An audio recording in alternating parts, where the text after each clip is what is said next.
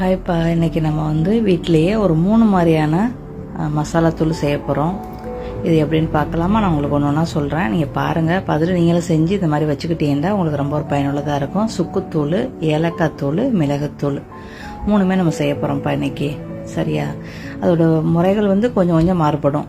இப்போ நம்ம ஏலக்காயை முதல்ல வறுத்துக்கிட்டு நல்லா வறுக்கணும். மீடியம்லேயே அடுப்பை வச்சு வறுத்து அந்த சூடு இருக்க தொட்டிக்கும் டப்பு டப்புன்னு தெரிக்குது பாருங்க. இது கரெக்டான பக்கம். இப்போ அடுப்பை அடைச்சி நல்லா வருங்க. அதிலே வருங்களேன். அதிலே அந்த தோல் ஃபுல்லாக நல்லா கிறிஸ்பி ஆயிடுவாங்க.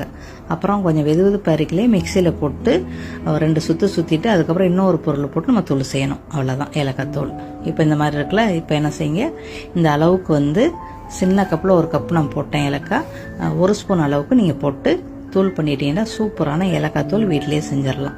அவ்வளோதான். இதெல்லாம் கடையிலேயே வாங்க வேண்டியதில்லை. ஏலக்காய் மட்டும் போய் வாங்கிட்டு நீங்களே தூள் பண்ணிடுங்க. இது செய்கிறக்கு டைம்னு பார்த்தா உங்களுக்கு மிஞ்சி போனால் ஒரு 2 நிமிஷம் 3 நிமிஷம் தான் ஆகும். அப்புறம் நல்லா ஆற விட்டு அதுக்கப்புறம் ஒரு பாட்டிலில் போட்டு வச்சுக்கிறோங்க. வச்சு நீங்கள் எப்படியே பார்த்தாலும் நீங்கள் ஐஸ் பெட்டிக்கில் வச்சுருங்களா, அந்த ஏலக்காய் தூள் உங்களுக்கு கருப்படிச்சிடும், வாசம் போயிடும். அதனால நீங்கள் ஐஸ் பெட்டிக்கில் போட்டு வச்சுருங்க. ஆறின பிறகு ஒரு டப்பாவில் போட்டு வச்சுக்கிறோங்க. இது இப்போ அடுத்து செய்கிறது சுக்குத்தூள். சுக்கு கொஞ்சம் கருப்பாக வறுத்துக்கிறணும். எல்லாம் சூட்டில் வச்சு நல்லா கருப்பாக வறுத்தாத்தான் உடைச்சா உடையணும். இந்த அளவுக்கு பக்குவமாக நீங்கள் வறுத்துக்கிறணும். இந்த மாதிரிலாம் வறுத்து நான் அரவேக்காடெல்லாம் வறுத்து வச்சோம்னா நம்மளுக்கு சவுக்குன்னு இருக்கும். இது கரெக்டான பக்குவம். இப்போ நீங்கள் அடுப்பு அடைச்சிட்டு நல்லா மிக்ஸ் பண்ணி விடுங்க. அதிலே நல்லா உங்களுடைய சுக்கு நல்லா கிறிஸ்பி ஆயிடுவாங்க. இப்படி எடுத்து இப்படி உடைச்சின்னா உங்களுக்கு உடையணும். இது கரெக்டான பக்குவம். இப்போ நீங்கள் என்ன செய்யணும், மிக்சியில் போட்டு சுற்றினீங்கன்னா உங்களுக்கு நல்லா தூளாயிரும். நீங்கள் வடிகட்டி சளிச்சும் வச்சுக்கிறலாம். அப்படியும் நீங்கள் பாட்டிலில் போட்டு வச்சுக்கலாம். இது நிறையா வகையான மெடிசனுக்கு இது உதவும். குழம்போட நீங்கள் வைக்கலாம், சுக்கானோட நீங்கள் ஆயிக்கிறலாம். சரியா?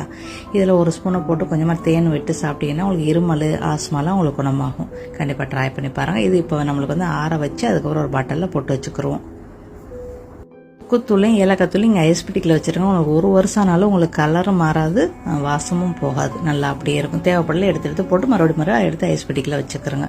இப்போ மிளகும் அதே மாதிரி நல்லா வறுத்துக்கிறோங்க. கருக விட்டுறக்கூடாது. வறுத்துட்டு எல்லாம் சூடாக இருக்கலே நீங்கள் மிக்சியில் வச்சு நல்லா தூள் பண்ணிடுங்க. உங்களுக்கு சூப்பரான தூள் வீட்டிலேயே கிடச்சிரும். சுக்குத்தூள், ஏலக்காய் தூள், மிளகுத்தூள் 3மே சேர்க்க எனக்கு கரெக்டாக டைம்னு பார்த்தீங்கன்னா வெறும் 1/2 மணி நேரம் நம்ம ரெடி பண்ணி கொஞ்சம் நைஸாக நம்ம தூள் பண்ணிக்கிறலாம். இதே நல்லா ஆற வச்சு பாட்டிலில் போட்டு வச்சுக்கிறோங்களா. இது நீங்கள் வெளியிலேயே வைக்கலாம்.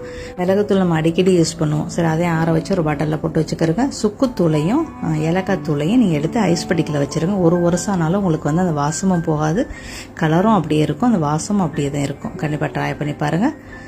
உணவே மருந்து. வாழ்க வளமுடன். அடுத்த பதிவில் சந்திக்கலாம்.